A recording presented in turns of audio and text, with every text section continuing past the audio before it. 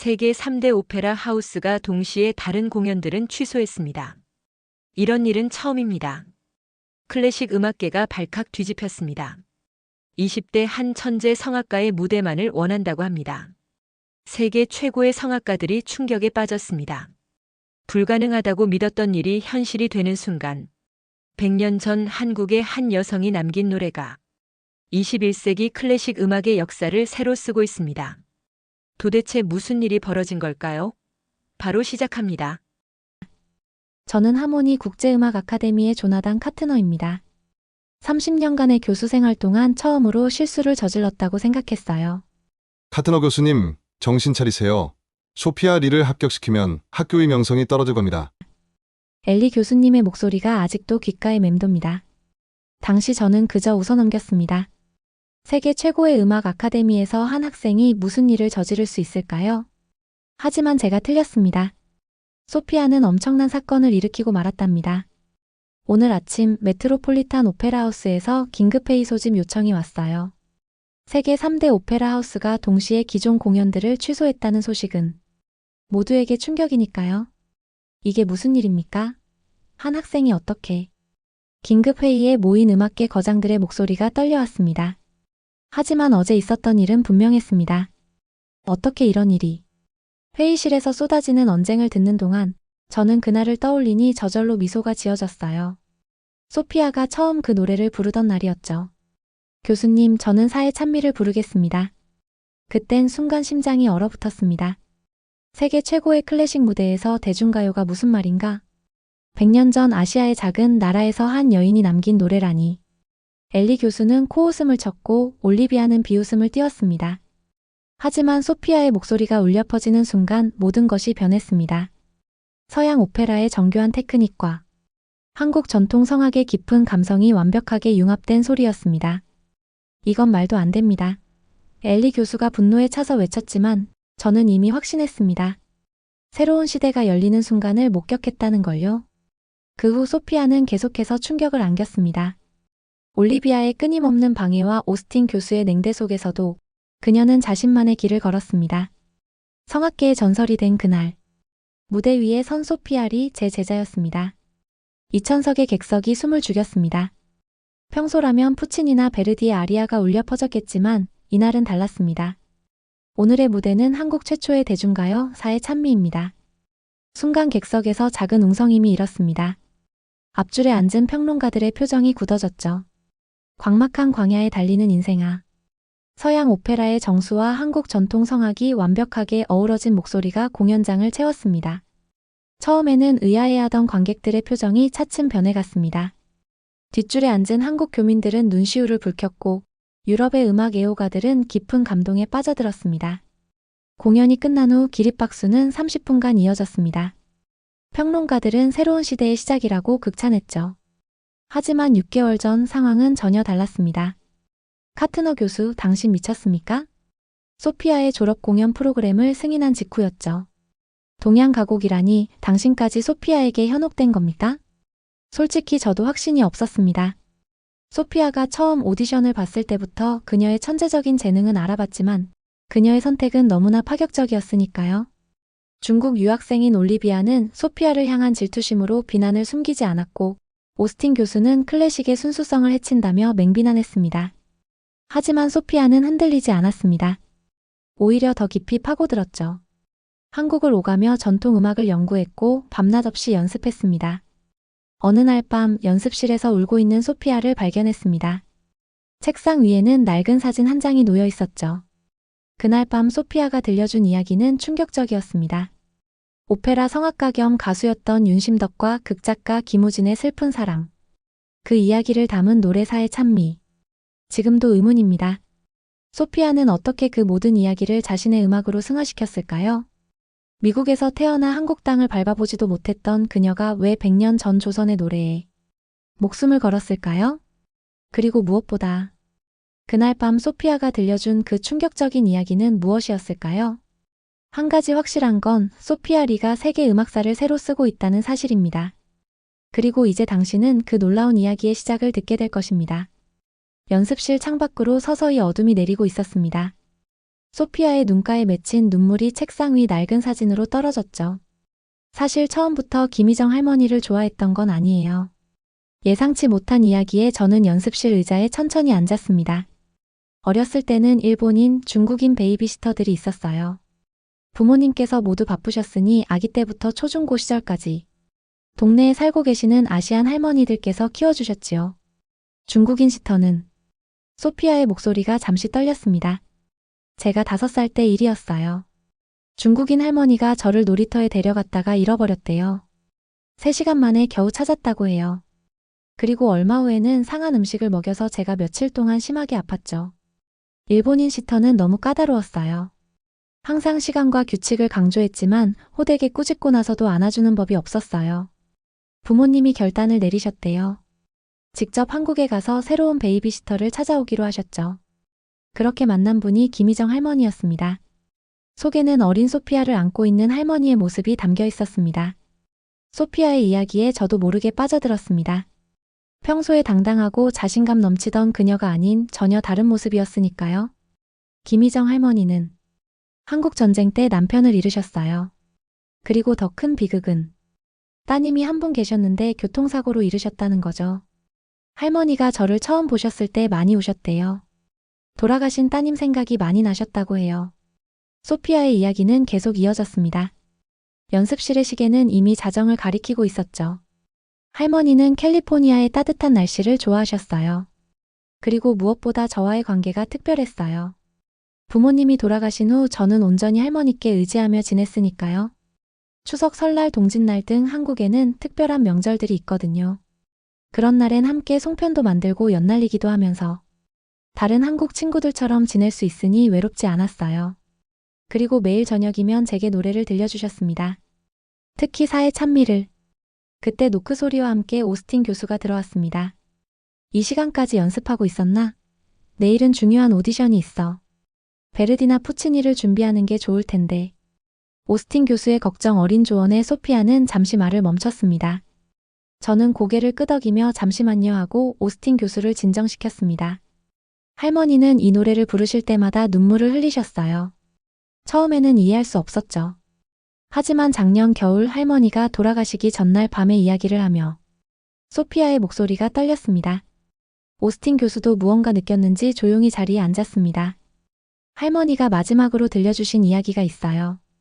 공명사의 찬미란 죽음도 아름답게 여긴다는 의미라고 하셨어요. 가사를 풀이하면 어디로 가는 줄도 모르고 앞이 보이지 않는 세상을 달리는 인생, 도대체 무엇을 찾으려 이 쓸쓸하고 끝없는 괴로움의 바다 같은 고해를 건너려 하는가? 이런 의문을 던지는 노래지요. 최초로 서양식 음악 교육을 받은 소프라노 윤심덕, 그리고 그녀의 연인 김우진의 비극적인 사랑 이야기가 가사 속에 녹여져 있죠. 소피아는 책상 서랍에서 오래된 악보 한 장을 꺼냈습니다. 이건 할머니가 평생 소장하셨던 원본 악보예요. 마지막으로 주신 선물입니다. 할머니는 항상 제 노래를 칭찬하셨어요. 대회에서 상을 받아오는 날엔 눈물을 흘리곤 하셨지요. 진심으로 들어주시는 할머니가 계시지 않았다면 저는 노래를 계속하지 못했을 거예요. 그런 할머니의 마지막 유언은 사의 찬미 악보를 건네주시며 목소리로 이 노래의 진정한 의미를 세상에 들려달라는 말씀이셨어요. 오스틴 교수의 표정이 복잡해졌습니다. 그는 자신의 조언을 후회하는 듯했죠. 그런데 교수님들, 제가 발견한 게 있어요. 할머니께서 악보에 소피아가 가리킨 곳에는 희미한 연필 자국들이 있었습니다. 악보의 음표 사이사이에 누군가 무언가를 써놓은 듯했죠. 처음에는 단순한 낙서인 줄 알았어요. 하지만 자세히 보니 전화번호 같아요. 소피아의 말이 끝나기도 전에 복도에서 발소리가 들려왔습니다. 누군가 빠르게 달아나는 소리였죠. 다음 날 아침 학교는 이상한 분위기에 휩싸여 있었습니다. 카트너 교수님, 큰일 났습니다. 엘리 교수가 서둘러 들어왔습니다. 소피아의 오디션 영상이 유출됐어요. SNS에서 난리가 났죠. 음악계 거장들이 모두 이 소식을 듣고 말이 채 끝나기도 전에 제 책상 위 전화기가 울렸습니다. 메트로폴리탄 오페라 하우스입니다. 소피아 리의 오디션 동영상을 봤습니다. 우리는 그녀의 무대를 원합니다. 잠시 후 로열 오페라 하우스에서도 라스칼라 극장에서도 같은 연락이 왔습니다. 모두가 소피아의 사회 찬미를 원했죠. 하지만 문제가 있었습니다. 소피아가 사라졌어요. 오스틴 교수의 목소리가 떨렸습니다. 오늘 아침부터 연락이 되지 않습니다. 기숙사 방도 비어 있고. 저는 즉시 자리에서 일어났습니다. 어젯밤 누군가 우리의 대화를 엿들었다는 걸 떠올렸기 때문입니다. 악보. 악보는 어디 있지? 연습실로 달려갔지만 이미 늦었습니다. 소피아의 가방도 그 역사적인 악보도 사라진 뒤였죠. 그때 제 휴대폰으로 한 통의 문자가 왔습니다. 교수님, 걱정하지 마세요. 저는 반드시 이 노래에 진심을 담아낼 겁니다. 반드시 깨우치고 돌아오겠습니다. 소피아가 한국에 도착하고 얼마 후 흥미로운 이메일을 받았습니다. 교수님, 제가 큰 깨달음을 얻었어요. 할머니가 항상 하시던 말씀이 이제야 이해됩니다. 내 핏줄에는 5,000년의 역사가 흐르고 있다고 하셨거든요. 소피아는 이수연 선생님과 함께 고궁도 방문했다고 했습니다. 그곳에서 조선시대 궁중음악을 접하고는 깊은 감동을 받았다고 하더군요. 서양 음악에는 없는 무언가가 있어요. 이건 단순한 소리가 아니라 우리 민족의 혼이 담긴 거예요. 반면 학교에서는 올리비아가 끊임없이 문제를 일으켰습니다. 그녀는 소피아의 한국 방문을 비웃으며 다녔죠. 어느 날 강의실 밖에서 우연히 대화를 엿듣게 되었습니다. 소피아가 한국에 가서 뭘 배우겠다는 거야? 수백 년의 오페라 전통을 뭘로 보고 저러는 거야? 차라리 베이징 오페라를 하겠다면 이해라도 했을 거야. 하지만 한국 가곡이라니. 아시아에서 진정한 음악 문화는 중국뿐이야. 올리비아의 차가운 목소리였습니다. 상하이 음악원에서 수석 졸업한 그녀는 우리 학교에서도 최고의 실력자로 꼽혔죠. 하지만 그녀의 오만함은 실력만큼이나 유명했습니다. 며칠 후 연주회 준비회의에서 이상한 점을 발견했습니다. 소피아의 졸업 공연 신청서가 누락되어 있었고 그 자리에는 올리비아의 베르디 아리아 공연 계획서가 들어와 있었습니다. 교수님, 동양인이 서양 음악을 하려면 철저히 그들의 방식을 따라야 해요. 제가 그렇게 해서 여기까지 온 것처럼요. 소피아는 그걸 모르는 거죠. 올리비아의 목소리에는 거만함이 가득했습니다. 타인의 도전을 인정하지 않으려는 편협함이 역력했죠. 흥미로운 말이군요, 올리비아. 그렇다면 베토벤이 터키 행진곡을 작곡했을 때도 실수를 한 걸까요? 푸치니가 동양의 선율을 차용해 나비 부인을 만들었을 때도요? 아니면 당신이 그들보다 더 음악을 잘 안다는 건가요? 순간 올리비아의 얼굴에서 핏기가 싹 가셨습니다. 그녀는 아무 말도 하지 못한 채 회의실을 빠져나갔습니다. 이메일을 통해 전해지는 소피아의 자신감 넘치는 목소리와는 대조적이었습니다. 교수님, 전 이제 당당해요. 제가 한국인이라는 것이, 이 위대한 문화유산의 계승자라는 것이 자랑스럽습니다. 그때 저는 깨달았습니다. 이것은 단순한 경쟁이 아닌 진정성 있는 도전과 아집의 충돌이라는 것을. 한국에서 소피아의 소식이 꾸준히 들려왔습니다. 이수연 선생님의 지도 아래 그녀는 놀라운 속도로 성장하고 있었죠. 교수님, 정말 신기한 발견을 했어요. 윤심덕이 사회 찬미를 작곡할 때 서양 오페라의 기법만 사용한 게 아니었더군요. 한국 전통 성악의 요소가 교묘하게 숨어 있었어요. 소피아는 매일같이 연구 결과를 보내왔습니다. 특히 국립도서관에서 찾은 윤심덕의 악보 초안들은 정말 흥미로웠죠. 보세요. 이 부분에서 윤심덕은 이탈리아 벨칸토 창법을 기본으로 했지만 한국 전통식 임새를 더했어요. 그래서 이 구절이 이렇게 독특한 선율을 만들어내는 거였습니다. 오스틴 교수도 소피아의 발견에 깊은 관심을 보였습니다. 놀랍군요. 우리가 100년 동안 알지 못했던 비밀이었다니. 소피아는 계속해서 도전했습니다. 한국 전통 성악의 깊은 호흡법을 배우고 현대 오페라의 테크닉과 접목시켰죠. 때로는 실패도 했지만 포기하지 않았습니다. 교수님, 드디어 찾았어요. 제가 찾던 그 소리를. 서양과 동양의 경계를 넘어선 새로운 소리를. 3개월 후 소피아가 보내온 녹음 파일은 우리 모두를 충격에 빠뜨렸습니다. 그것은 분명사의 찬미였지만 이전에 들어본 적 없는 완전히 새로운 음악이었습니다. 이제 준비가 됐습니다. 다음 주에 학교로 돌아갈게요. 제가 찾은 이 새로운 사의 찬미를 세상에 들려주고 싶습니다. 소피아의 마지막 이메일을 읽으며 저는 이미 예감하고 있었습니다. 이제 곧 음악의 역사가 새로 쓰여질 거라는 것을. 소피아가 돌아온 날 학교는 긴장감에 휩싸여 있었습니다. 졸업 연주회 리허설이 시작되기 직전이었죠. 무대 위에 선 소피아는 3개월 전과는 비교도 안 되게 달라져 있었습니다. 그녀의 눈빛에서 강인한 자신감이 느껴졌습니다. 소피아, 정말 사의 찬미를 부르겠다는 거야? 엘리 교수가 마지막으로 만류했습니다. 제가 찾은 새로운 버전으로요. 리허설이 시작되었습니다.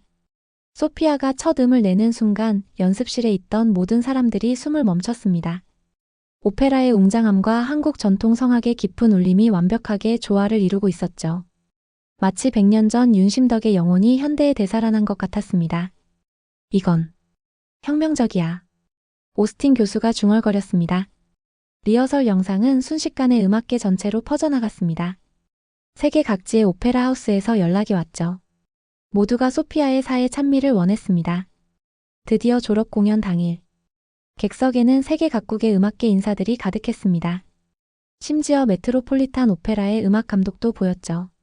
무대 조명이 켜지고 소피아가 입을 열었습니다. 오늘 이 무대는 제 음악 인생의 전환점을 만들어주신 김희정 할머니께 바칩니다. 그리고 시작된 사의 찬미는 그날 밤 모든 것을 바꾸어 놓았습니다. 공연이 끝나고 객석에서는 기립박수가 터져나왔습니다. 30분이 넘도록 박수는 멈추지 않았죠. 한국에서 오신 관객들은 눈물을 흘리고 있었고 평론가들은 자리에서 일어나 환호했습니다. 그날 밤 저는 제 사무실에서 창밖을 바라보며 생각했습니다.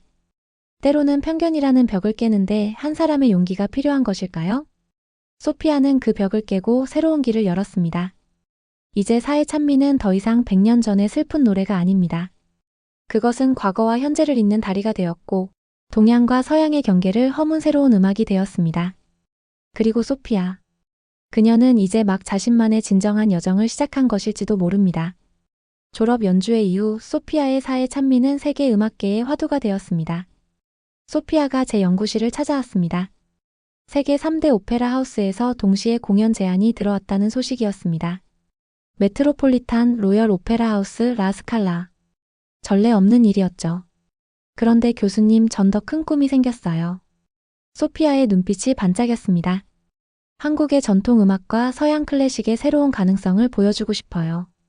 사의 찬미는 시작에 불과했거든요. 저는 고개를 끄덕였습니다. 소피아는 이제 단순한 성악가가 아닌 새로운 음악의 개척자가 되어 있었으니까요. 며칠 뒤 첫 인터뷰에서 소피아는 이렇게 말했습니다. 음악에는 경계가 없어요. 제가 증명했잖아요. 100년 전 조선의 노래가 오늘날 세계인의 마음을 울릴 수 있다는 걸. 그리고 그녀의 말은 현실이 되어가고 있습니다. 이제 전 세계의 음악학교에서는 소피아의 방식을 연구하기 시작했고 새로운 음악의 시대가 열리고 있습니다. 그리고 저는 그 역사적인 순간을 함께할 수 있어서 행복합니다. 인생이란 참 신비롭죠. 한 학생의 도전이 세상을 바꾸는 걸 보면서 우리가 얼마나 많은 가능성을 가지고 있는지 다시 한번 깨닫게 됩니다. 아카데미 졸업식 날 소피아는 특별한 선물을 받았습니다.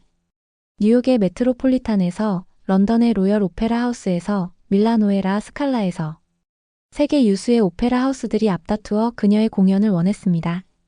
하지만 소피아의 선택은 달랐습니다. 먼저 한국에서 공연하고 싶어요. 할머니의 나라에서, 이 노래가 처음 시작된 곳에서. 소피아는 서울에서 첫 공연을 열었습니다. 그리고 그 무대는 역사가 되었죠. 오늘 이 무대를 김희정 할머니께 바칩니다. 할머니가 들려주신 노래가 이제는 세계인의 마음을 울리고 있어요. 공연장에는 세 세대가 함께 있었습니다. 그들은 모두 같은 눈물을 흘렸습니다. 이제 소피아는 세계를 무대로 새로운 도전을 시작했습니다. 한국의 다른 전통 음악들도 현대적으로 재해석하고 새로운 음악의 지평을 열어가고 있죠. 음악은 시간과 공간을 초월하는 힘이 있어요. 제가 그걸 증명했잖아요. 소피아의, 아니 우리 모두의 새로운 여정은 이제 막 시작되었습니다. 때로는 한 사람의 용기 있는 도전이 세상을 바꿀 수 있다는 걸 소피아를 통해 배웠습니다. 그리고 저는 그 역사적인 순간의 증인이 되어 행복합니다. 어쩌면 이것이 진정한 예술의 힘이 아닐까요? 국경을 넘어, 시간을 넘어, 편견을 넘어 모든 이의 마음을 하나로 만드는 그 특별한 힘 말입니다. 이제 사의 찬미는 더 이상 슬픔의 노래가 아닙니다. 그것은 희망의 노래가 되었습니다. 과거와 현재를 잇는 다리가 되었고 그것은 동양과 서양의 새로운 만남이 되었습니다. 그녀의 진정한 여정은 이제 막 시작되었습니다. 오늘 소피아의 놀라운 이야기를 함께 나눌 수 있어 정말 기뻤습니다. 100년 전 노래가 어떻게 오늘날 세계 음악계를 뒤흔들었는지, 그리고 한 사람의 용기가 역사를 새로 쓰게 되었는지 지켜보았습니다. 여러분 가정에도 소중히 간직된 특별한 노래나 가족의 이야기가 있으시지요? 할머니가 들려주신 자장가, 부모님이 소중히 간직한 오래된 악보, 혹은 여러분만의 특별한 추억이 담긴 음악. 댓글로 여러분의 이야기를 나눠주시면 좋겠습니다. 그 작은 이야기들이 모여 또 다른 감동을 만들어낼 수 있으니까요. 긴 영상 끝까지 시청해주셔서 진심으로 감사드립니다. 여러분의 구독과 좋아요는 더 의미 있는 이야기를 발굴하는 데 큰 힘이 됩니다. 감사합니다.